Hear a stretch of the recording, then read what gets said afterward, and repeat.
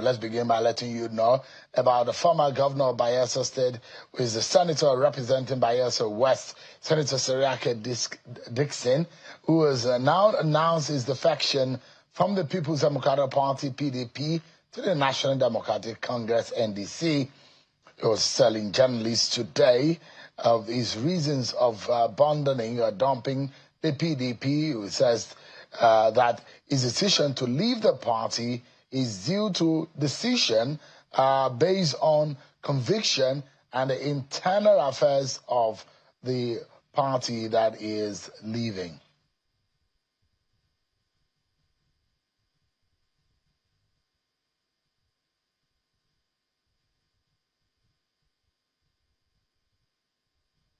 Party that has done so much for my people, party that have always spoken to everybody, to still keep hoping, keeping hoping.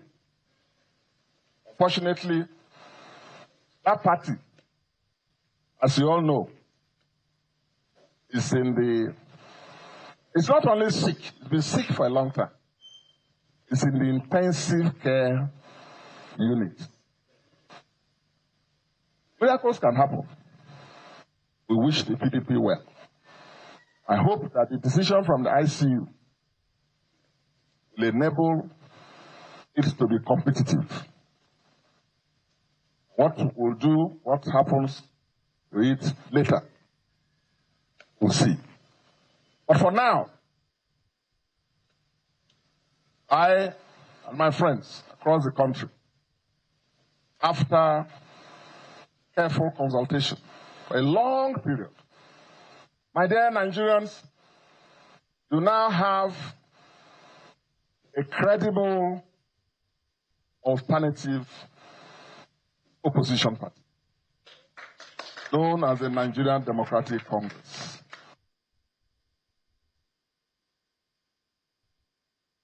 All right, Senator Seriake Dixon moving from the PDP to the Nigerian Democratic Congress, NDC.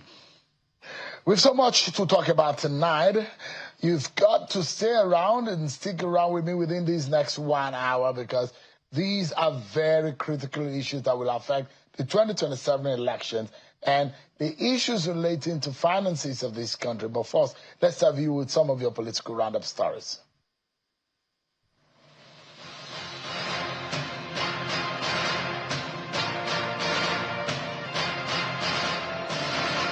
Justice James Omotosho of the Federal High Court in Abuja has discharged, acquitted, suspended Deputy Commissioner of Police Abba Kyari of a 23-count charge of alleged non-declaration of assets filed against him by the NDLEA. Mr. Kyari is being charged alongside his two brothers, who were accused of swearing a false affidavit to conceal the origin of some properties. The court in its judgment held that the NDLEA failed to provide sufficient evidence in proving its case against the defendants, which is mostly non-declaration of land properties. Justice Omotosho added that the prosecution charged Mr. Kyari's brothers in bad faith for alleged conspiracy, which they failed to prove. The body of benches has sanctioned 17 lawyers over professional misconduct, with penalties ranging from 2 years to 5 years suspension handed to the erring lawyers. The revelation was made at the body of benches annual lecture and presentation of the report of the disciplinary committee for the year 2025. Meanwhile, the Economic and Financial Crimes Commission, EFCC, says over 100 senior lawyers are currently being prosecuted by the commission over matters relating to financial fraud. And the Rivers State Governor, Siminalayi Fubara, has pledged continued collaboration with the Nigerian Air Force to strengthen security across the state, particularly in the fight against oil theft and other criminal activities. Governor Fubara made the pledge while receiving the Chief of Air Staff, Air Marshal Sunday Aneke, during his first official visit to Rivers State. The governor said the state government's support for the Air Force, including the donation of an aircraft in 2025, was a deliberate decision taken at the State Executive Council meeting to enhance security operations. The Rivers State House of Assembly has sworn in 2 newly elected members. The new members members are Napoleon Ukalike representing Ahoda East constituency and Harriet Lolo representing Kana constituency. The swearing-in took place during today's plenary session. The Speaker of the House, Honorable Martin Amewule, also read a letter from the Governor in which he requests the screening and confirmation of 9 commissioner nominees. The Minister of the Federal Capital Territory, Nyesom Wike, has called on residents in the FCT to give their full support to President Bola Tinubu, warning them against emergency Democrats who do not mean well for the country. Mr. Wike made the call while on a thank-you tour to Kuje Area Council following the victory of the All Progressives Congress in the FCT Area Council elections. He also urged the newly elected chairman not to abandon his people and ensure he fulfills his campaign promises. Please, let's work together. Don't allow emergency Democrats. Don't run away from listening to your people.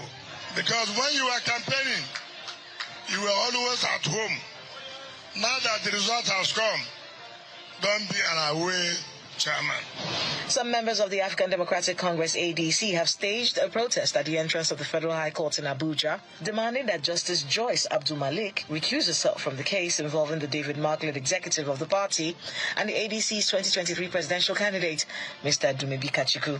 The former ADC presidential candidate is challenging the legality of the David Mark-led National Working Committee of the party and praying that the court should declare it as illegal. The protesters who displayed placards at the entrance of the Federal High Court say they're not sure of getting justice should Justice Abdul Malik be allowed to continue with the case, and are asking the Chief Judge as a matter of urgency to reassign the case to another judge.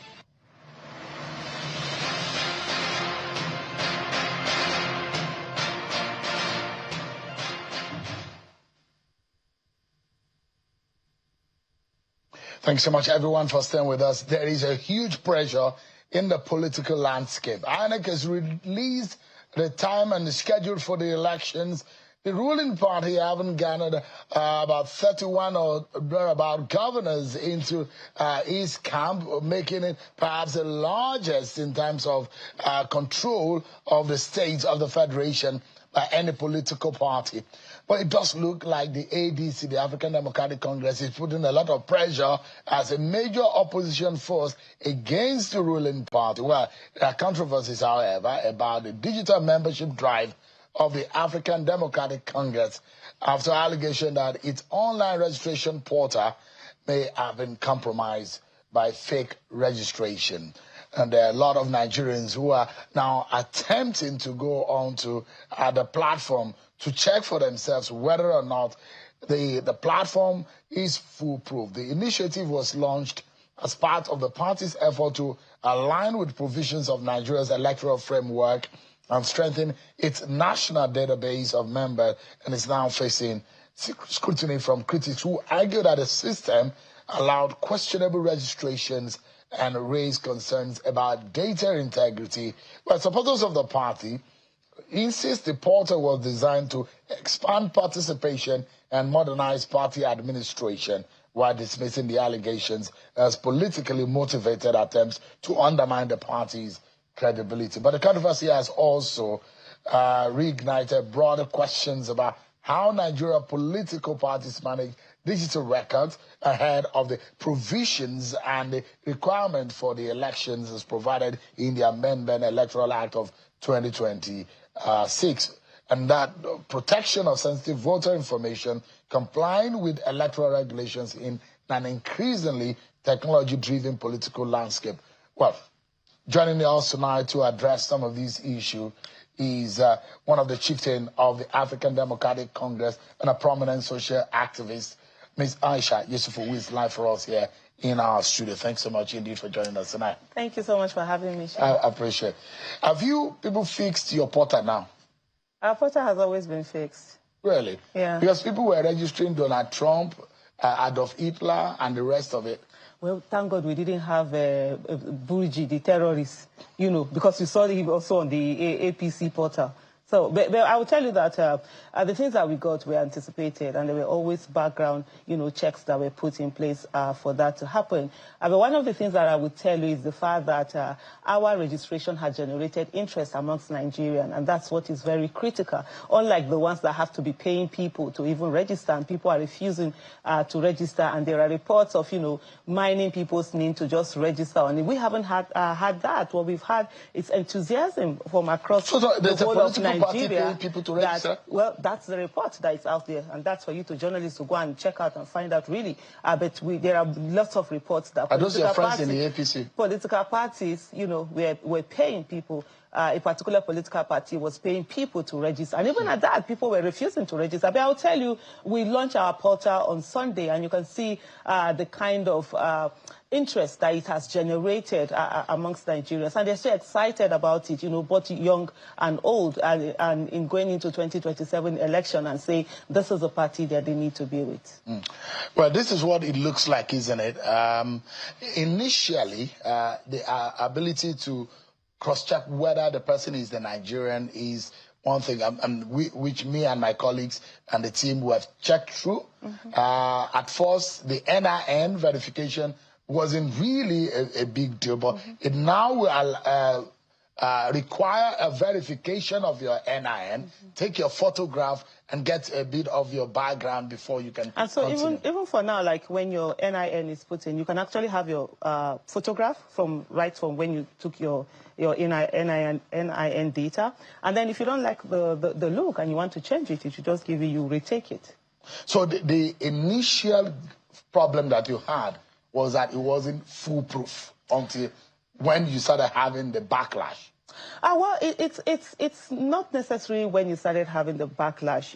We needed to go to. First of all, you understand that an electoral act that citizens were saying they didn't want that particular electoral act was passed in such manner that you would look at it and that in such questionable manners. We had been working on getting platform up, and then with all the necessary things that were needed, this one is now indicate that you must have your name. Necessarily, on other days when you register for your vote to be a political party member, you necessarily didn't need NIN. And we were looking at more like, using the VIN, which is PVC. You're going to vote, you should have your voter's card and your voter's number. And we had all the NIN that was put there as compulsory. And so, yeah, we did put that in. But one of the things that I would tell you is that up to now, we love criticism. ADC is a party that does not feel that, people shouldn't speak. We want people to express themselves. If they see anything, let them know. And we're really improving. And that's what technology is all about at the end of the day. That your party launched, which was allowing for fake registration and duplicate entries, that those who will say the system was not properly secured before it launched. Was it launched before time, or was hurriedly launched? It's not about, it wasn't hurriedly launched, and it's not about not being secured. They were just in there at the back end. A lot of things, a lot of securities are in there. And so whatever you put in, when you see people say, they have gotten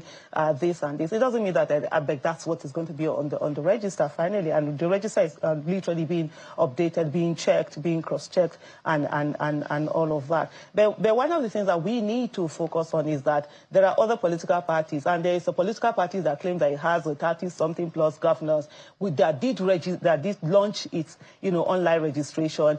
And for a political party that says it has all of these supporters, but you do not see the kind of attention that it's garnered. It hasn't garnered any attention. And so for us, we are very mindful and very grateful to Nigerians in the interest that they have shown and in the number of minutes. In a minute, the hundreds and hundreds of registration that is being done. I would tell you it's quite gratifying. And you see where I talked about retake.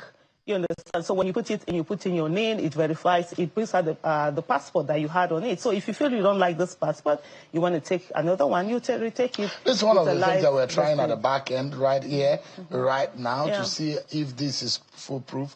And you can continue. I want my producers to click the continue button. Is one of our colleagues who is doing a demo on it. Okay, he's asking you so I have to ask you because these are certain things. There are 9 things that INEC. You have to. I know you are not a farmer. Now electoral, the thing is asking. You could be a farmer, though. No, the person here who is trying that is not a farmer. So you can put a farmer for a trial. So let's see how this works, though. But there are those who will say your party criticizes INEC, but yet you are having glitch. Yeah, nobody said that glitches don't happen. I mean, it's technology. There's nothing that's foolproof. But when whatever happens, you take responsibility. Has INEC taken responsibility for the glitch that you had in 2023? Have they done anything about it? They haven't even said anything about it. There hasn't been any forensic investigation. There's nothing to show that they're going forward, that they are responsible enough to do the right thing. So you see from whatever it is that people talked about now, you go in and we continue to get feedback. And I'm still telling you, we will still continue to improve on this because technology changes all the time. And we are a party that is really very serious on hearing the feedback from the people. We want the criticism. We are not, we know we have the competence. And whenever anything comes in, we are not on the defensive. What we do is that we continue to improve upon it. Your party was the first to come out, and your party feared compliance with the new electoral law provision.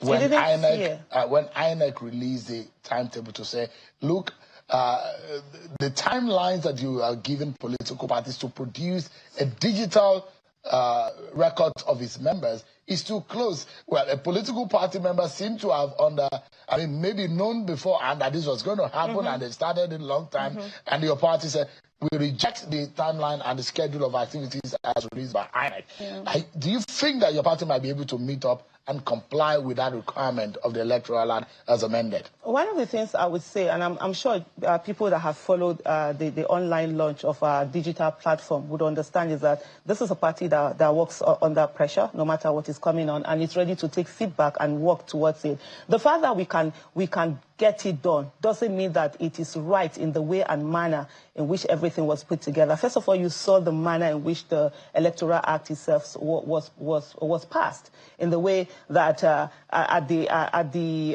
National Assembly they passed it. It was accepted within hours. I think less than 24 hours, if I'm not mistaken. And that's questionable, especially for an act that a lot of people are saying that no. And you see how a lot of it's almost as if it's a booby trap. It's a landmine for, against opposition. And you're seeing the issue coming out now that there's even a situation whereby the issue about you having a fake certificate and all of that, falsifying your age, being an electoral offense has been taken out of it. So these are things that are questionable. And my party really is saying that this is not the way things are going to be done. You know, when we talk about a level playing field, when we talk about a credible election is not just when you go to the polls and then you vote, nothing happens. It starts from now, where some people seem to have insider information and begin to use it to their advantage. Even in businesses, even in stock trading and all of that, that's a crime. So why do you have that in the political scenario? So that's what my party is talking about. And I think for every Nigeria going into 2027, we must begin to understand that credible, free, fair, credible election, is sacrosanct, and that's the thing that must be given. Madam Yesufu, if this is happening early in the day, do you fear that something might be down the road? There's something that you probably don't know that is in the offing. Yeah, absolutely. I mean, this is APC has not shown it's a party that has the credibility to do the right thing. It has always shown itself to behave in an anyhowness kind of manner. Of course, we know those things are going to come, but we are confident about the fact that Nigerians are tired, and this is not just about, this party, but Nigerians are taking it. And as we go into 2027, let me tell you, Sean, it's a war we are going into. Nigeria, yes, it's a war. And let me land. We are fighting for our lives. We are fighting for the soul of Nigeria. It is no longer business as usual. It is now business unusual. We are not going to sit back where some people think that they have the monopoly of anyhowness or madness. Every one of us, there's best in the psychiatric hospital for every one of us. We want to show that madness. All of us will sit down and do it. And so as we go on, it's not the one that people are going to fold their hands. And I say something. The other day I was saying something. A lot of times people talk about revolution is the only way to go and all of that. See, there's no better day to do a revolution than on election day, where none of us even have anywhere to go. So we will come out, we will stand there, we will all vote, ensure that the votes are entered the way they are, escort them to whatever, because we don't even trust the electronic transmission now, with the caveat that has been put in there. When there was even a caveat, they didn't do it, talk less of now that they have a caveat and a whole lot of things. But like I said earlier, it's a war where Nigerians are fighting for their lives and also for the soul of the There are those who will say, God forbid a war. We're already in a war. How many soldiers have they killed in the last 2 weeks? They are killing more people in Nigeria not because of any elections we have any war. No, but we're already at war. We are fighting for our soul. We are fighting for our lives. People are being killed. Shay, you and I are sitting down here. A youth corps or someone who recently finished his youth corps was kidnapped by terrorists. They shot him. They were jumping on him. You and I are here sitting down freely. And what they had to do fundraising for the family. They raised 10 million naira that they didn't have. They took it to the terrorists, and then they have stopped even taking the cost of the parents, and there's even fears that the guy has been killed. We are at war. Let's not pretend that we are sitting here and we can drink coffee and eat and wait and sit in air-conditioned this thing. This nation is at war. They're killing more Nigerians, killing more of our military. A major general was killed a few days ago, more than people who are actively in war. So let's call a spade and not a garden implement. But the question, I mean, what I'm trying to correct is for the idea about war in this election. It's a war. We are fighting for our lives and the soul of Nigeria. So that's how the ADC is seeing this election as a war. That is how it is. That is how Nigerians are saying it. You know the implication of that. That is how when Nigerians are saying election. We are fighting for the soul of this nation, and we're fighting for our lives because we are being killed now. We are in war, and this war is for us to save ourselves and save our country. And so citizens are looking at it from that point, and citizens are going into 2027 saying it's not going to be business as usual. Who is the antagonist and who is the protagonist in this war? It is going to be business unusual. Who is the antagonist and who is the protagonist in this war you are describing? You know where it is. Nigerians are the ones who are saying they're fighting for their lives, and they will do everything to protect their lives and the soul of this nation. You know why? Because this nation does not belong to a few people. No Nigerian is more Nigerian than any Nigerian. We all are citizens, and we should have a nation where we would travel, not the ones that will have videos sent to us of our loved ones where terrorists are jumping after torturing them, beating them up, and jumping on top of their bodies. Everybody's lives must be secured, and as long as one person is not safe, none of us is safe. The issue that you've fixed with your portal, who is responsible for that error or for that gap? There's no error or gap that is going on. Whatever was done at the back end, everything was being secure. Aisha Yusufu, I'm the to have allowed for fraudulent and oh, you know, let me tell you something. You understand? There are different things that you see out there on the space, and there are different people that will bring out all manner of things out there on the scene. So, like I think it's Turuji, something Buruji, Turuji or something. Turuji. Bello Turuji, I think something. Yeah. I saw a card of his on his APC membership card online. And so there are so many of them. I think I've seen Hitler online with APC membership card. I've seen Donald Trump with also APC, membership card. But what I would say to you is that as we go on the system, it's going on. It's whatever it is like. But every measure, all data are protected. Everything was locked up from the back end, being checked, ensuring there's data protection, because that's something that we take extremely very seriously. And whatever you have there is to continue for us to have feedback. And as we go on now, by tomorrow, I expect people to find out more things and for us to get better. Because the more you come in and tell us how we can, make the site better, the more at the end of this day, the registration, the online registration is good. But I'll just say to you, Shehu, and which is really what I want to focus on, just to say to Nigerians, we're really grateful and we're overwhelmed and overjoyed with the way that the online registration of the African Democratic Congress has been taken, has been received by Nigerians, and we're overwhelmed with the love that they have shown. And to say, I listen to some of the calls that come in, how people are happy and grateful that there is an opposition party that is ready to stand, aura for aura. Men will mount, women will mount come 2027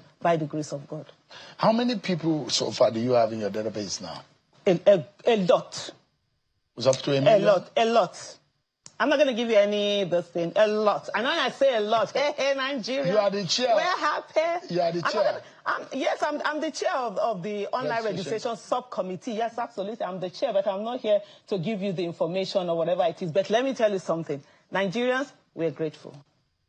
We are overwhelmed with the joy and love that you all have shown us. You're talking about, is it going to be able to match the ruling party that has 30 Do they have governors? Anything? That's what they have. Yeah, they have 30 governors. We have over 200 and something million Nigerians. minus the 30 governors and the few of the supporters that they have. So that's with entrenched political structures. Well, political structures are people. Political structures are not building that you put all over the place. And so we, the citizens, we as African Democratic Congress, we have that political structure. We have the people all over Nigeria who are really excited. And you know the thing about it, and I'll tell you something. The ADC is not mincing the words that, you know, when it comes to money, that the APC is, can outspend the ADC. Definitely they can outspend it because they have our coffers, our national wealth at their disposal to do whatever it is that they're going to do with it. The one thing that I can tell you, they cannot outpassion us. And you know, when people are driven by passion, they go the extra mile more than the people who are paid to do anything. And so we know that we have the support of Nigerians, we have the passion of Nigerians, and Nigerians have really shown us overwhelmingly that indeed they were waiting for this. And even before we launched the online portal, there were a lot of calls for it, for the registration, membership cards, and all of that. I would say on behalf of the African Democratic Congress, we are grateful Nigerians. Madam, what do you say to Nigerians tonight who will probably be asking about the trust and credibility of a political party platform whose membership system had an initial problem, and whether or not you wanted to this government out of power, and yet your system is being tested with this kind of glitch that you're saying? How can Nigerians trust you to be able to take charge of a country as complex of this nature when you're having an initial problem with your membership portal? Sure. You know, sometimes I'll say showing nowadays. So when you ask question, I'm running showing. Why are you saying why would they trust us? Because there was an initial glitch, like you said. Initial glitch. Did you ever try to register? You were not able to register. That's what an initial glitch. But there was nothing. Did you hear the complaints of people? In everything, in every online. But you said there will be no. Hold on. You're doing the back end. There's always back end. You don't sit down and go and sleep, and that's why we have the ruling party has come into. You know, they are having the propaganda to get into office, and they stay office and they do nothing. Nothing says no. There's no website where you're not improving on it, where you're not working on it. It never had any problem. Even this glitch you're talking about, there was no glitch. Was there ever a time that you went to register and you didn't register? Was there ever a time that you went to register and the page was down, or the website was down, or the web app was down? There was nothing. There was nothing like that. You register what you had. Allowing. Can you do that? You said now? You fixed it. That's what you said. No, can you do? You said we're fixed. Can you do that now? When you say glitch, those are different things. Of course we're improving. Even this one that you have here, we will improve it when people come with different things. Technology is something that it's not static. You understand? It's dynamic and it keeps improving. And I will tell you something. If you had gone back the other way, we brought in the download your card to the front page. It wasn't there before. So when you say there are things that are being called and collected, it doesn't mean there's a glitch. There's no glitch. And for you to now relate it to whether the party is ready to take on Nigeria, Nigeria itself is a glitch. You see your download card there? Initially, it wasn't there. If you had come on Monday or Sunday, it wasn't there. So you're improving it as you go. Exactly. Everything is about improvement. And that's why I'm telling you that as a party, we listen to Nigerians. We are not like the ones who are deaf. Is that how you're going to run government if you win? Nigerians who are deaf and do nothing. I need to answer the other question where you talked about whether this is how we're going to govern the nation. Right now, Nigeria as a whole, as it is a glitch. There is nothing, working, whether economically, in terms of security, we don't have any of that. I just explained to you people that are being taken away, people that are being killed, and terrorists coming out to show us their faces. Nigeria is a glitch on its own. It's on standstill. There's no governance, and nothing is going on. So when you say that whether because, there is this thing, whether we are ready, we are more than ready. And Nigerians know that this is the time. There are people here who are saying we will listen. And yes, of course, we will listen. Always listen to Nigerians. Because I need to close now. The one question is, this is a digital, this is mostly an elite kind of platform. What about the people in the interior of Nigeria who don't have access to it? Are you taking care of that? Absolutely. There's no part in Nigeria where you don't have network. And the simple fact I will say to you, if you want to go and collect money, you use this thing. There's no part in Nigeria that you go to, you'll not be able to collect money, you'll not be able to see people register. So forget that thing that they push on this thing. There are people who ordinarily might not have data on their phone to do that. We also have the physical, this thing we're filling at each ward. They can fill up a form And then this form, when they fill up, they get to sleep. At the grassroots? At the grassroots, we upload them. Right. At the grassroots, you go to the office, you get this form. And there are people who are ready to also register. Quickly, I just have about 20 seconds for you to answer this question, Madam Yusufu. It's going to be a very tight election. Absolutely. It's going to be a very tough one. And the battle will be on. What hopes do you have that your party stand a chance in this election? High hopes. And let me tell you something. The farther you see Bola Tinubu has never lost an election. Yes, absolutely. He has already lost. That's why he's looking for governors that he put together to have illusion of power. You understand? That's what it is all about. Once upon a time, I think PDP had 20-something governors. It didn't stop them losing the election when it was time for them to lose. The fact that they don't have the people, and you could see it when they were doing their registration, where nobody was interested, nobody cared, nobody even bothered to go, to their website or web app or whatever it was that they were doing. But you can see with the ADC the kind of excitement that it has garnered. And like I said to you before, passion. Nigerians are passionate, and we're going to do this by the grace of God. Madam Aisha Yusufu, never in doubt about her passion and her activism in everywhere.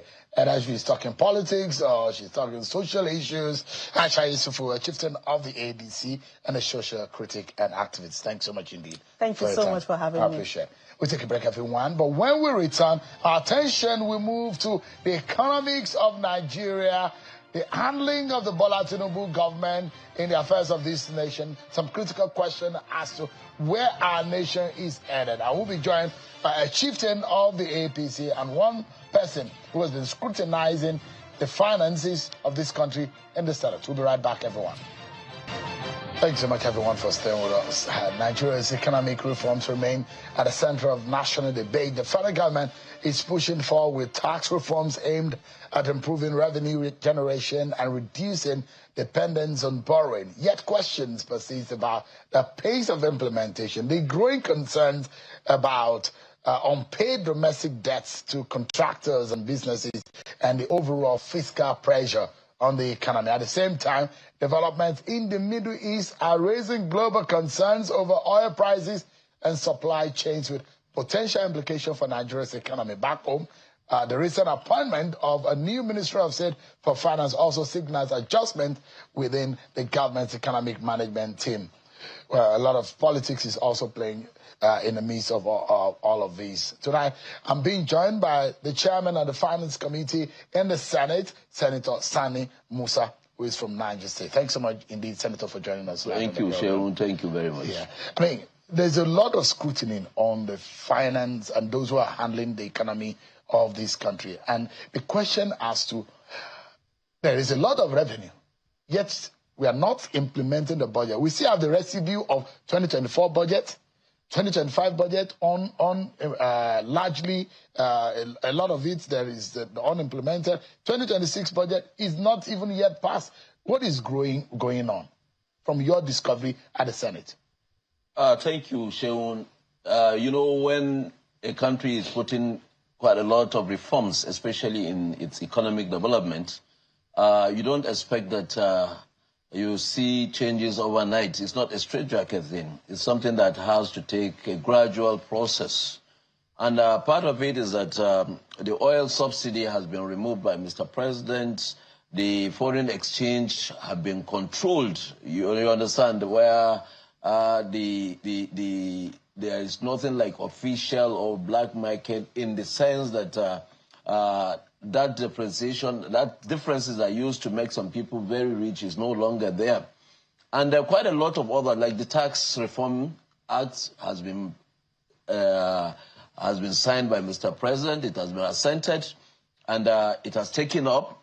And you can see not only within those framework of revenue, other sectors too, the infrastructure, legacy projects are going on everywhere. So you see, and the revenue we're making, if you look at our revenue initially, it's a very monolithic revenue.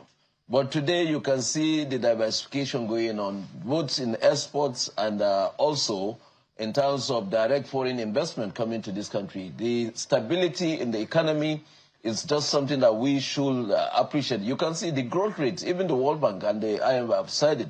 The growth rate at which Nigeria is moving is very commendable. So that does not preclude the fact that, yes, there are some challenges especially in meeting of our domestic debts, because as far as I'm concerned, all those projects under any budget, they are expenditures. So what the present government is doing is to see how we can harness more revenue, especially in areas of productivity, especially when we produce and export. And the government has come up with a policy that we cannot just continue to even export just raw materials. We have to improve on them, and we have to make them almost processed. Senator, it doesn't tally, does it? And it shows that this government looks confused economically, as though a government that doesn't know what it's doing with its economic affairs.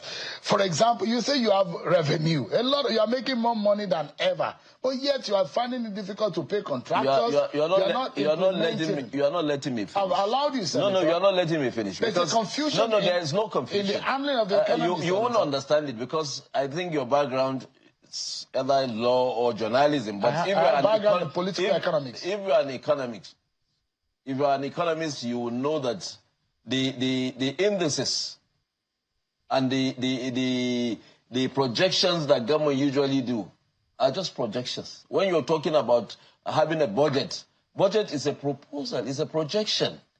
It does not. It doesn't mean that it must tally with what the revenue will be. Are you condoning this government? It's not like, you are supposed to, as a parliament, you are condoning this government for lack of implementation of the 2024 budget, 2025 budget. Nobody is condoning government, but I'm trying to make you to understand what budgeting is, and for you to understand what expenditure of government is. As far as I'm concerned today, I can tell you, yes, we had problems in looking at our projections in 2024 and 2025, which the National Assembly, in its wisdom, have decided to repeal those acts and reenact it into one and make it 2025. And then take about 70% of the 2025 coming into 2026. The reason is that, yes, if we have met our revenue, those revenues that we have met are non-oil. And you can see the volatility that has been in the oil sector for a long time. We have been a monolithic economy. We were only dependent on oil. But when the president came, you can see the changes. Even the oil subsidy that he removed is one of those areas that have strangulated our economy. And it will take a little while. And that is the reason why the tax reforms came. And how do you hope to correct this, for example? And you heard when one MDA came to you and said he got about 50 million naira in a year of an MDA that had a budget of billions. How do they want to run a Ministry of Health, for example, with about 50 million? What I keep telling you is that Appropriation Act is a projection based on what revenue will come in. And when you have so many, remember we have the foreign debts which have accumulated before this administration comes into it. We are servicing those foreign debts.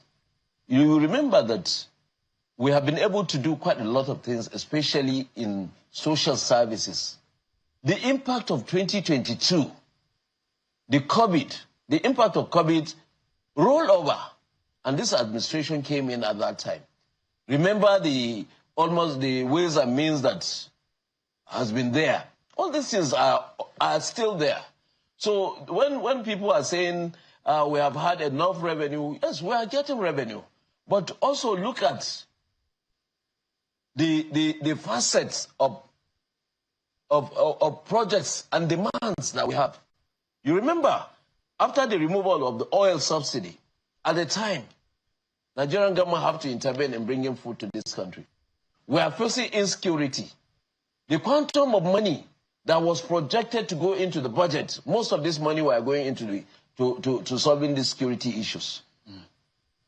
So, Sean, when you said the economy is not doing very well, no, I'm saying there's a confusion in the implementation. There is no confusion of the budget. As chairman of the Senate, on your table, Senator, let me finish. There are three budgets that are in view. We don't have three budgets. Yes. You see, that is what I'm telling you. You have remnants of 2024. That is what I'm telling you. You have remnants of 2025. The reality is that there are failures in implementation, Senator. You have to understand economics. We do not have three budgets. I'm saying there are remnants in implementation. We have 2025 budget, which is still valid until 31st March. Let me ask you, so what is the implementation percentage of the 2024 budget? Do you have the figure? 2024? Yes, sir. 2024 is almost about 94%. Yes. In capital 2024, yes. And capital release. Yes, 2024. What about 2025? Yeah, 2025, that is where we have a little issue.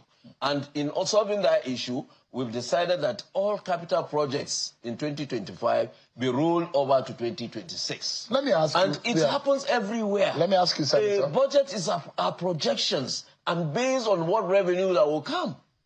When are you hoping to pass the 2026 budget? Hopefully before the end of this month, definitely we'll pass the budget. But you guys are still on recess right now? We're not on recess. We're doing committee jobs.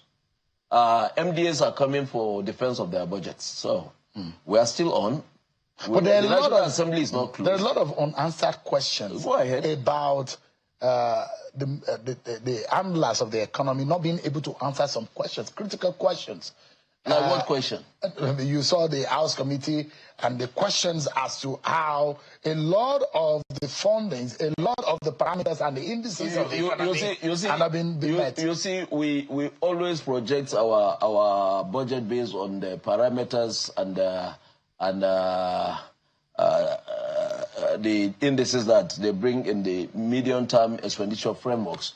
And as I said earlier, most of our budgets in the previous years were basing it on the oil production and then what oil output we get and what revenue that oil will drive. But I'm telling you that this government have opened the space. There's direct foreign investment. There's a lot of foreign exports. There are a lot of exports of our goods in Nigeria today. Senator, if you look at the issue of tax reforms, and I would also like to mention, I'd like to get your view about the appointment of Mr. Taiwo Oyedele as a Minister of State for Finance and what that could mean for our economy. Yes, thank you very much. Taiwo Oyedele is the chairman of the Presidential Task Force on tax reforms and economic generally to look at the economy of this country. And I'm very happy that Mr. President took that decision in appointing him into the Ministry of Finance, because he's a man with kind of versatile ideas of how we can transform our economy. You see, we worked on the tax reforms together, and believe me, just to address the public concern on this tax acts, let me be clear. A lot of people are saying, oh, this tax act is coming to increase tax on Nigeria, increase burdens on Nigeria. No. Tax, we did work on this tax in order to even eliminate some of the multiple taxations that have been going on in this country. Some of these laws that we worked on are laws that have been there since 1950-something. But small businesses and small business owners, we disagree. Their major issue is about burden of multiple taxation. No. This reform is not a tax increase agenda at all. If you look at it, VAT is still 7.5. When you go to other countries, VAT is about 23%. 23%. So what are we talking about? And we all travel. And you see what is happening in other countries. Even the fuel we are buying today, how much tax is on it? If you go to other countries, there is tax enforced on everything that you buy. So it's not like that. We have looked at the critical educational sector and technological sectors like NIDA, like Third Fund for the Education. We never touch it. Instead, what this reform did was to make availability of funds for them more money. What guarantees should the small businesses get tonight from you? You are one of those who sat on that document, that small businesses will not suffer more and will not be paying scattered all over the place. You see, small businesses and ordinary Nigerians will appreciate what we have done soon, because all those multiple of taxations that have been on them, we've cut them off. And then we also try as much as possible to reduce the complexity of assessments. Because when you are earning less than just about the minimum wage, and you are being forced either pay or the tax, local government tax, motor park tax, you know, the burden was so much. And that is why Mr. President now said, look, let's look at these bills. Let's look at these laws that have been existing, which have been abused for a very long time, to see how we can make them right. And we have done that Senator, together. Yeah. I'm very sure that you'll be worried about that channel of trade and foreign trade, exportation and importation, trade of hormones. That, of course, with the tension in the Middle East, there are those who said Nigeria should have benefited from the Russian-Ukrainian war, because when there is tension around, there is an increase in demand, and sometimes you have prices go up. When this happens, they're supposed to be benefit. What is the downside for Nigeria economy? It's not only to Nigeria. There will be a lot of implications of what is going on today. The Strait of Hormuz is being threatened because Iran said we are closing it, and then America is saying, Donald Trump is saying he's going to reinforce military and escorts. You see, and then you've heard that even the Red Sea has been affected. The Houthis are there. No, any major producer want to take the risk. I've heard that China have given order that all their big refineries, none should export anything. So over time, there will be also demand issue. There will be a lot of demand and low delivery. Nigeria is part of OPEC, and by virtue of that, we may have some increase in our output, and then more revenue may come, but it will be just for a short time. If you will advise the government, the executive, for us to brace up, what should we be doing immediately? What we should be doing is looking inwardly. Looking inwardly. Is NNPC getting ready to make sure that the other refineries we have are going to work? Are we going to support the refineries that are existing? Are we going to place an order that, look, you have to produce and keep it in your reservoir for Nigerian use? Because in the long run, if you don't produce, you cannot get it to buy. All right. Senator, you are a very strong member, in fact, a very senior member of the APC and a close ally to President Bola Tinubu. For those of you who are close to him, are you able to tell him that your party might be in trouble in 2027?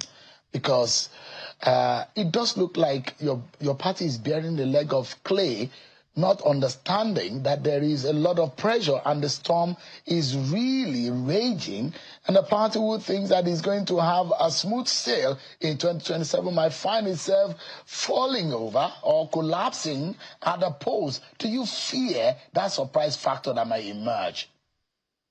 In a country like Nigeria, a multifaceted country like Nigeria, where we practice democracy, presidential democracy, you can see, with multiple parties. I'm just one out of millions of Nigerians. And what I believe in is that my ideology or my perspective about democracy is good governance. And if I'm seeing good governance, whichever political party, or because it's not ideological based, it's only in terms of good governance. And if I see that a government that is, even if I don't belong to that political party, that government is doing very well, I will have no cause and no reason not to join that party. Is there good governance that the APC is delivering? Are you telling me, are we in tyranny? Are we in tyranny? We are not. Do you think that Nigerians...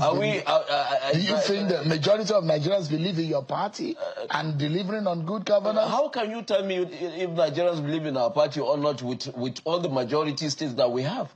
Even before the campaigns the campaigns saw that we are doing very well and they came. What's your problem about that? Not my problem. Let the other people organize themselves. Are you worried about a possible... Why would I be worried? The only worry I have is that we should be able to accommodate everybody and make Nigeria better together. That's the most important thing. Senator, thank you so much indeed. Always a pleasure having you. Senator Sani Musa is the Chairman, Senate Committee on Finance, representing Niger East Senatorial District in the National Assembly and the chieftain of the All Progressives Congress, APC. Thank you so much indeed for your time tonight. Thank you, Shehu. Thank you. Appreciate it. No time, Shehu. No time. I need time to talk to you. No, come next time when after Ramadan and we'll have enough time to talk about the finance. You give enough time, but you're not giving us enough time. Is your brother. You don't give me enough time. Because you're in Ramadan and you have to pray before you came. Okay. Thanks so much, everyone. That's our show for today, everyone. Many thanks for watching. I'm Sean Akimale. God bless Nigeria.